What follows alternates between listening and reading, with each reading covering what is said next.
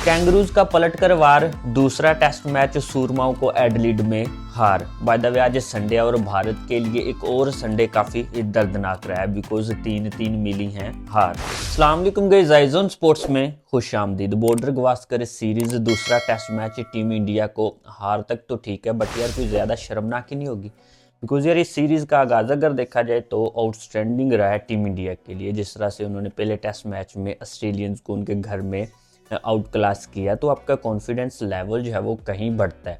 But पहले match का result जो है वो अगर देखा जाए तो उसके बाद दूसरे का इतना डिफरेंट, मतलब यार 10 विकेटों से ही हार इस दूसरे टेस्ट मैच में अगर देखा जाए तो टीम इंडिया तो जैसे कहीं दिखाई ही नहीं दी। नो डाउट अगर देखा जाए तो 3 चेंजेस थी जिसमें स्कीपर रोहित शर्मा की भी वापसी हुई और बहुत सारे भारतीय जो है वो इसी चीज को लेके बैठे हुए कि रोहित शर्मा की मतलब क्या ज़रूरत थी जब एक अच्छा भला कॉम्बिनेशन जो है वो जसप्रीत बुमराह की कप्तानी में टीम इंडिया ने जिस तरह से पहला टेस्ट मैच जीता है तो ज़रूरत नहीं थी। बट आई थिंक पर्सनली अगर बोलूँ तो यार एक कप्तानी से कोई इतना डिफरेंट नहीं पड़ता। आई थिंक इस टेस्ट मैच में जसप्रीत बुमराह भी कप्तान होते तो शायद रिजल्ट यही होता बिकॉज ऑस्ट्रेलियन के अगेंस्ट आप उनकी कंडीशन में खेल रहे हो और ऑस्ट्रेलिया एक बड़ा नाम है भाई, इतनी आसानी से वो आपको सीरीज नहीं देने वाली। यार इस चीज में मैं नहीं समझता कि रोहित शर्मा की कप्तानी का डिफरेंट आया और टीम इंडिया जो है वो ये टेस्ट मैच हार गया है। अलबत्ता अब ये आप बोल सकते हो कि रोहित शर्मा कप्तानी तो दूर, टेस्ट की प्लेइंग 11 में ही उनकी जगह नहीं बनती।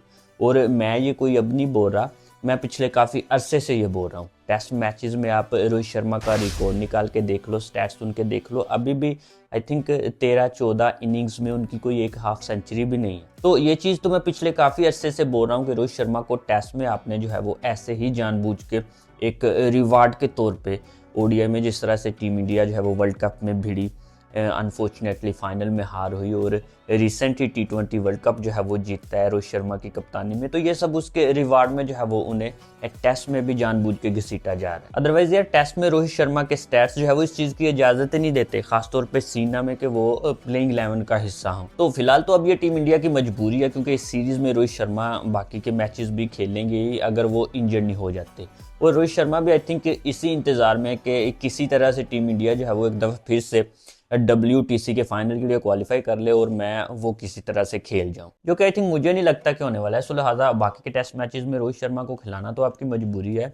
हाँ, आप ये कर सकते हो कि जिस तरह से वो ओपनिंग पे पहले आते हैं वहाँ पे आप उन्हें यूज़ करो, जो रन्स वो दे जाएं जिस स्टाइल से वो खेलते हैं तो वो टीम इंडिया के लिए बोनस ही है। बाकी यार यहाँ तक तो हो गई रोहित शर्मा की बात। इसके अलावा बाकी इंडियन बैटिंग लाइनअप पे भी अगर आप नजर दौड़ाओ तो इस टेस्ट मैच के हारने में इंडियन बैटिंग लाइनअप का जो है वो एक किरदार अव्वल है।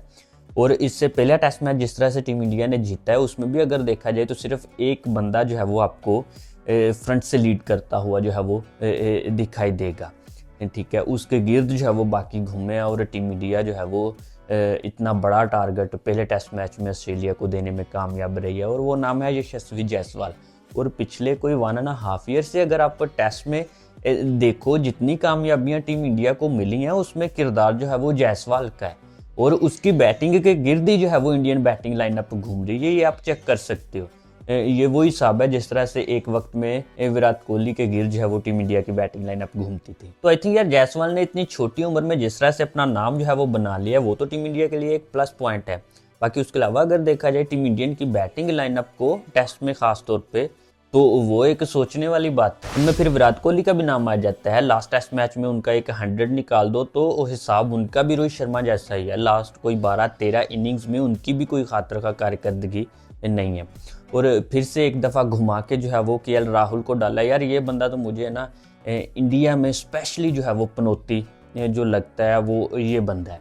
और पूरे भारत का, मैं ये नहीं समझता कि BCCI का, तो पूरे भारत का ये जो है वो लाडला है। कहीं से ड्रॉप हो जाए जी वो KL राहुल को ड्रॉप कर दिया, बनता नहीं था फलां फलां फलां। हालांकि परफॉर्मेंसेज इसकी देखी जाए तो किसी खाते में नहीं आती मेरे ख्याल से। तो नो डाउट पहले टेस्ट मैच में ढेरों बाल्स लेके 66 रन की इनिंग खेली, वहाँ पे वो भी ठीक थी, लेकिन बाकी के टेस्ट मैचेस में अपनी जो है वो बारी पक्की कर ली इस बंदे ने। नहायत एक डरपोक किस्म का प्लेयर मैं इसे समझता हूँ और इंडियन की बदकिस्मती के एक दफ़ा फिर से जो है वो उसे ओपनिंग पे आजमाया जा रहा है। हालांकि शुभमन गिल को अगर देखा जाए तो इंटेंट उनका ठीक था, अनफॉर्चुनेटली बड़े रन्स नहीं कर पाए, लेकिन यार दिखाई तो देता है कि बंदा जो है वो खेल रहा है। इसको तो अगर देखा जाए तो ये अभी गया मतलब जिस तरह से सहमा हुआ विकेट पे खड़ा होता है। बाकी यार यही 3-4 नाम है इंडियन बैटिंग में, और जैसा कि मैंने बोला सभी जो है वो इस वक्त घूम रहे हैं यशस्वी जायसवाल के रन्स पर। उनके रन आएंगे तो टीम इंडिया जो है वो बड़ा रन कोई करेगी, अदरवाइज यही कुछ होने वाला है। अब बाकी के मैचेस में भी आप देख लेना, एक जो है वो उसे उठाया हुआ है सर पे ऋषभ पंत को। नो डाउट इंटेंट उनका ज़बरदस्त है, मतलब जिस तरह से आके वो अटैकिंग खेलते हैं, लेकिन अभी तक बड़ा और वो भी कुछ नहीं कर पाए।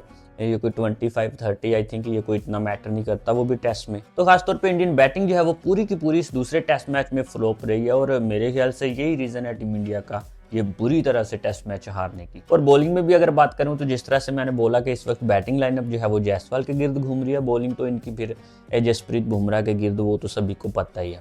और जसप्रीत बुमराह ने तो भाई अपना काम किया। आई थिंक बॉलर्स का कोई इतना ज़्यादा फॉल्ट नहीं है इस दूसरे टेस्ट मैच में भी, हालांकि पहले में अगर देखा जाए तो बड़े आउटस्टैंडिंग रही है टीम इंडिया की बॉलिंग, जीत में उनका किरदार रहा है।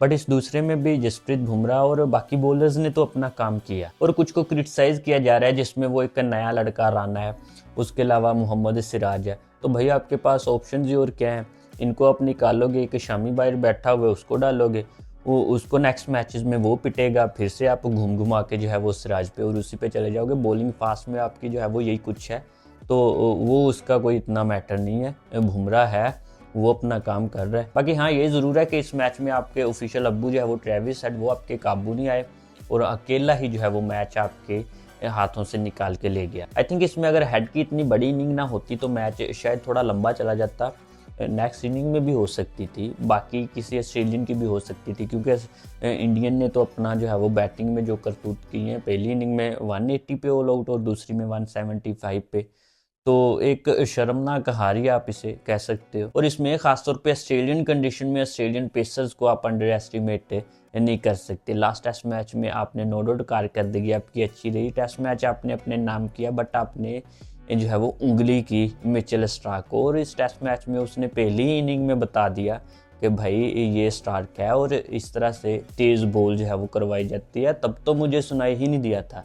पहली इनिंग में 6 विकेट्स मिचेल स्टार्क की, और दूसरी इनिंग में जो है वो एक काम किया स्कीपर ऑस्ट्रेलिया के पैट कुमिंस ने, 5 विकेट्स जो है वो उन्होंने अपने नाम की। बाकी की सीरीज अभी बाकी है, 2 मैचेस अभी तो हुए हैं, एक एक से जो है वो बराबर है, अभी 3 मैचेस जो है वो बाकी हैं, और काफ़ी इंटरेस्टिंग जो है वो कंपटीशन होने वाला है मज़ीद।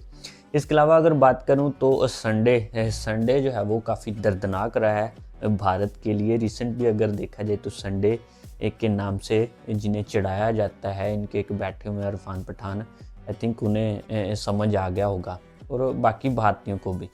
न सिर्फ ये एक टेस्ट मैच में हार मिली है, इसके अलावा अगर देखा जाए तो वुमेन्स जो है वो इंडियन टीम का ऑस्ट्रेलियन के साथ मैच था, उसमें भी आज हार हुई है।